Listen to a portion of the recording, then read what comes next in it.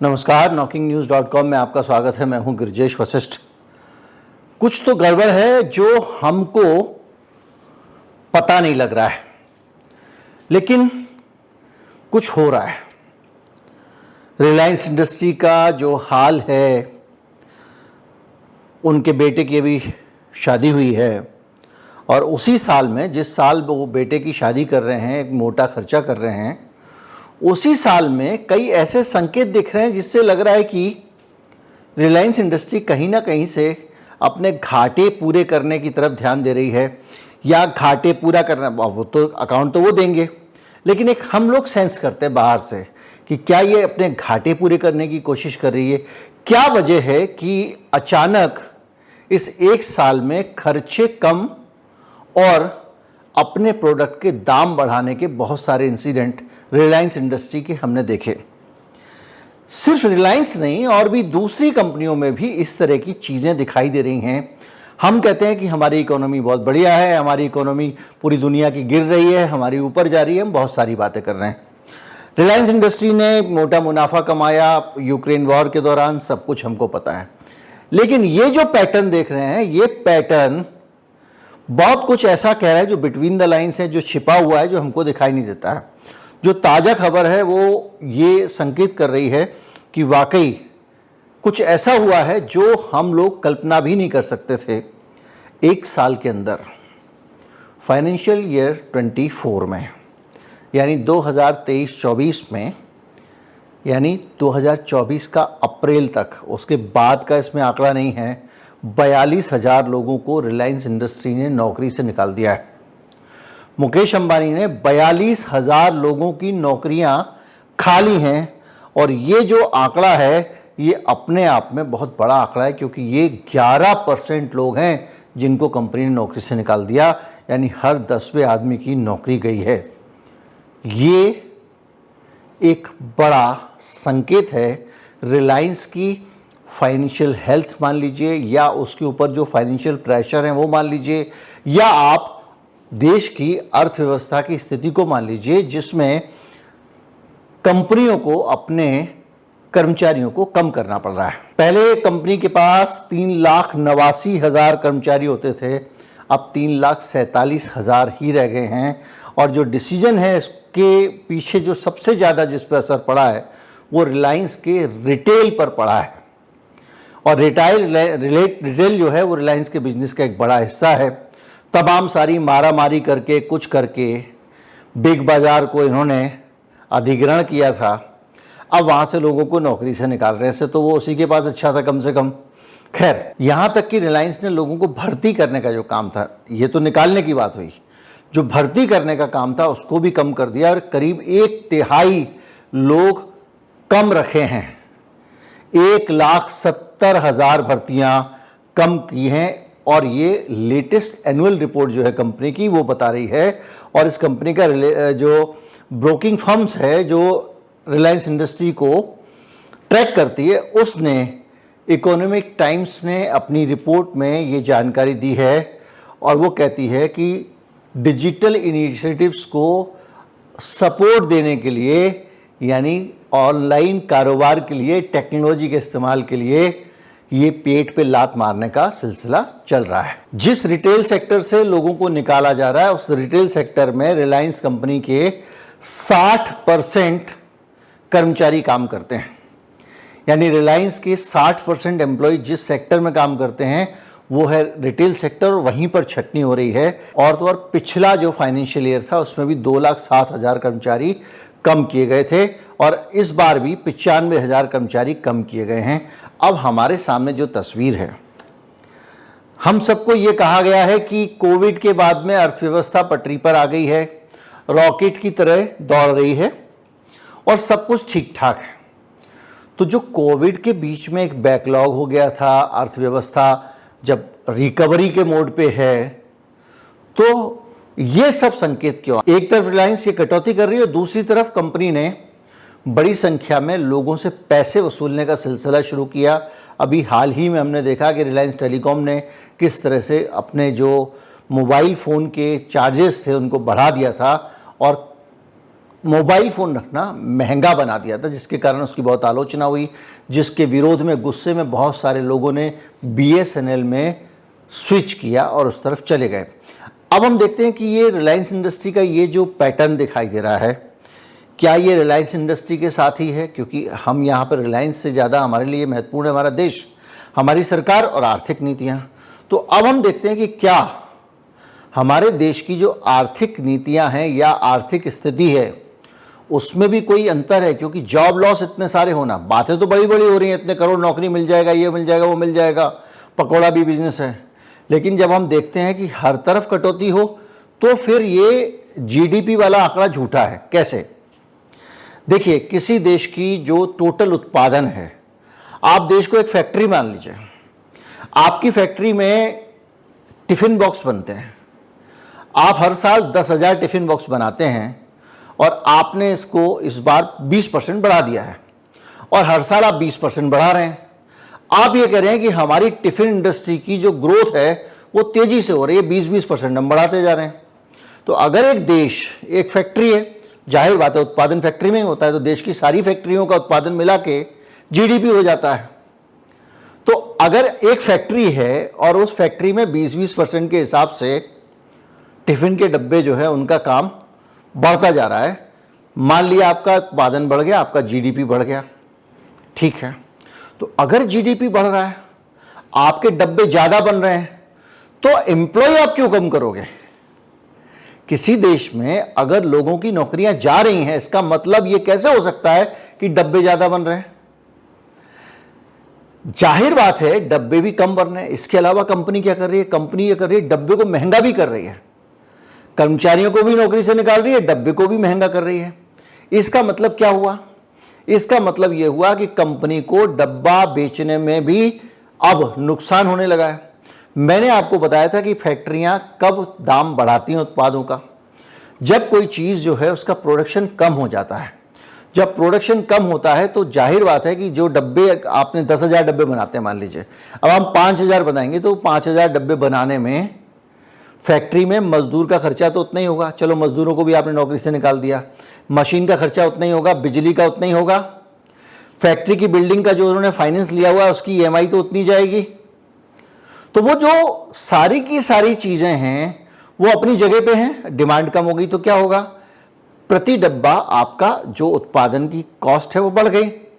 तो अगर इसको आप एक देश के स्तर पे रखें, अगर ये देश है फैक्ट्री, और फैक्ट्री में अगर उत्पादन बढ़ गया है, आप जो कह रहे हो, और आप ये भी कह रहे हो कि उत्पादन भी बढ़ा है, तो फिर लोगों को नौकरी से क्यों निकाल रहे हो आप? आपका तो उत्पादन बढ़ गया देश में, फिर जॉब क्यों जा रही है? दूसरी चीज एक और भी है कि आप दाम क्यों बढ़ रहे हैं? इसका मतलब आपका उत्पादन ज्यादा नहीं हो रहा है, क्योंकि उत्पादन ज्यादा हो रहा तो ये दोनों चीजें नहीं होती। अर्थशास्त्र के हिसाब से तो ये समझ में आता है। अब हम दूसरी कंपनियों पे चलते हैं।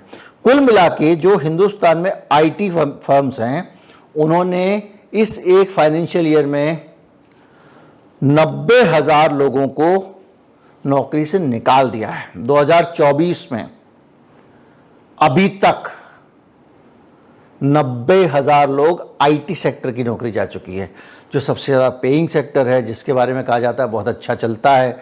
ये कहा जाता है कि भारत की जो अर्थव्यवस्था है वो सर्विस सेक्टर पे बेस्ड है, और उसमें 90,000 एम्प्लॉयज़ को 2024 में निकाल दिया गया है। ये रिपोर्ट आपके सामने है।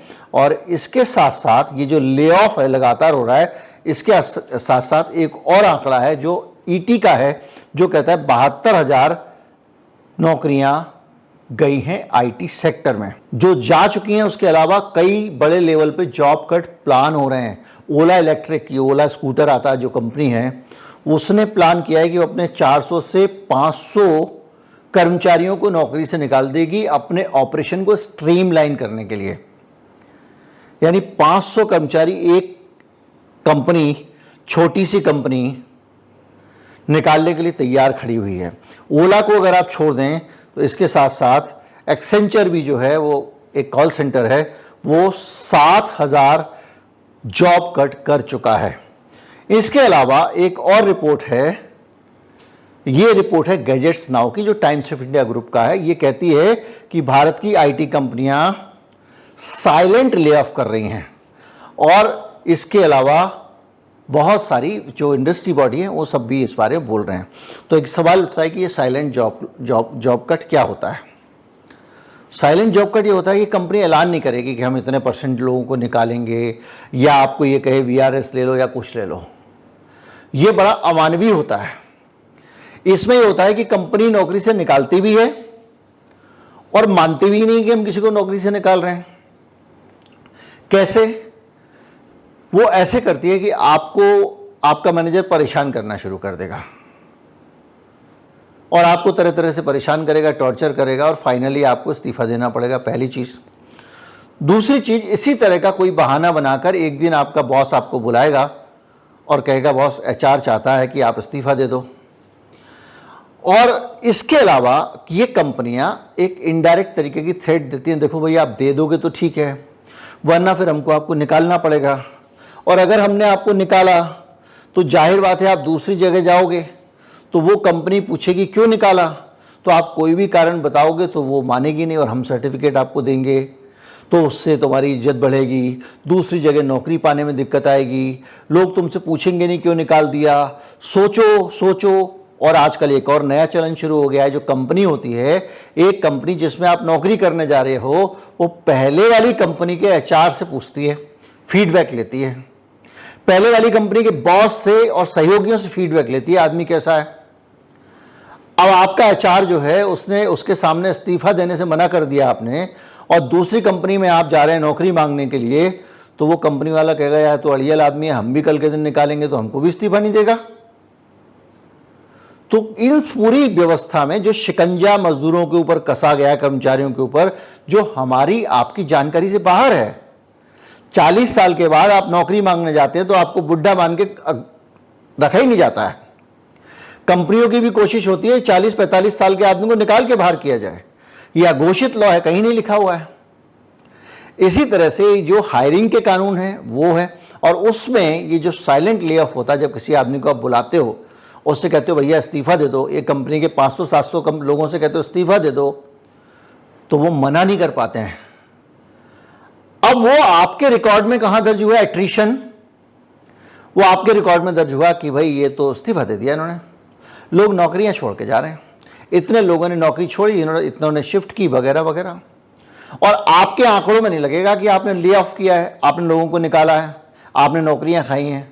तो ये जो नया पैटर्न आया है इसकी तरफ ध्यान दिला रही है ये रिपोर्ट, और ये कह रही है कि IT कंपनियां इस अंदाज में जॉब कट कर रही हैं। और ये जो कंपनियां हैं ये कोई छोटी मोटी कंपनी नहीं है। इन कंपनियों में जो नाम सामने आए हैं इस रिपोर्ट के हिसाब से, उसके अलावा उसमें TCS, Tata Consultancy Services, Infosys, LTI, Mindtree, Tech Mahindra, Wipro, इसके अलावा HCL टेक, ये बहुत सारी कंपनियों के नाम इसमें लिखे हुए हैं इन्होंने गैजेट्स नाव में, और ये कह रहे हैं कि ये कंपनियां भी साइलेंट ले ऑफ कर रही हैं। और ये किस देश में हो रहा है? मैंने आपको पिछले दिनों बताया था कि हमारी सरकार काम के घंटे बढ़ाने पर विचार कर रही है। कर्नाटक की सरकार ने, जिसमें मैंने कहा था कि राहुल गांधी शर्म करो, कर्नाटक की सरकार ने तय किया 70 घंटे हफ्ते में काम कराएंगे। आप सोचिए 48 घंटे का कानून जिस देश में है, उसमें 70 घंटे का आप कानून बना दोगे तो हर 3 में से 1 आदमी की नौकरी तो वैसे ही चली जाएगी। जो काम 3 लोग करते हैं मिलके वो 2 आदमी करेंगे। तो ये पूरा जो तस्वीर है, इस तस्वीर को अगर आप देखें, इसको आप नौकरियां जाने की, बेरोजगारी की तस्वीर देख सकते हो। इसका डाटा आपको कहीं नहीं मिलेगा। जब साइलेंट ले ऑफ का डाटा आपको कहाँ मिलेगा? तो ये देश के रिकॉर्ड में टकाटक रहेगा, सरकार की परफॉर्मेंस में टकाटक रहेगा। लेकिन ये एक बेरोजगारी बढ़ रही है जो दिखाई नहीं दे रही है। और बेरोजगारी बढ़ने का मतलब, ले ऑफ का मतलब सीधा सीधा ये है कि ये कंपनियां कहीं ना कहीं से कोई फाइनेंशियल प्रेशर अपने ऊपर अनुभव कर रही हैं। जिस कंपनी के ऊपर फाइनेंशियल प्रेशर नहीं होता वो शौकिया स्टाफ को नहीं निकालती है। तो ये एक संकेत है कि हमारी अर्थव्यवस्था किस दिशा में जा रही है। और रिलायंस जैसी बड़ी कंपनी अगर लोगों को नौकरी से निकालने लगे, अपने सबसे महत्वाकांक्षी बिजनेस रिटेल से निकालने लगे, और वो अपने दाम बढ़ाकर रेवेन्यू बढ़ाने की कोशिश करे, तो दुनिया में, पब्लिक में कहीं कुछ भी होता हो, हमारे जैसे, मेरे जैसे आदमी के दिमाग में खटका जरूर होता है, कुछ तो गड़बड़ है दया। बाकी देखते हैं, आगे समय आगे आगे बढ़ता जाएगा, चीज़ें सामने आएंगी। मैंने आपको बताया था कि मंदी का हाल बड़ा ज़बरदस्त है, मंदी के संकेत हैं। मैंने वीडियो भी बनाया था, उस वीडियो में कई लोगों ने आके निंदा की, आलोचना की। अभी आप क्या देख रहे हैं? जिस दिन मैंने वीडियो बनाया उसके दूसरे ही दिन मार्केट रिकॉर्ड गिरा था, करीब 1.5 लाख करोड़ से ज़्यादा का नुकसान हो गया था। जॉब कट पे मैंने आपको बताया था कि इसी वीडियो में बताया था कि आगे आने वाले समय में और ये मंदी के हालात में अब जॉब भी कट होंगे, देख रहे हैं आप। मैंने आपको महंगाई के बारे में बताया था, आप देख रहे हैं। तो मुझे ऐसा लग रहा है कि अब चीज़ें जो है थोड़ा सा हाथ रोक के चलो भैया, अपने पैसे संभाल के रखो, अननेसेसरी इन्वेस्टमेंट वगैरह मत करो, बहुत ज़रूरी खर्च ही करो। नमस्कार, जय हिंद।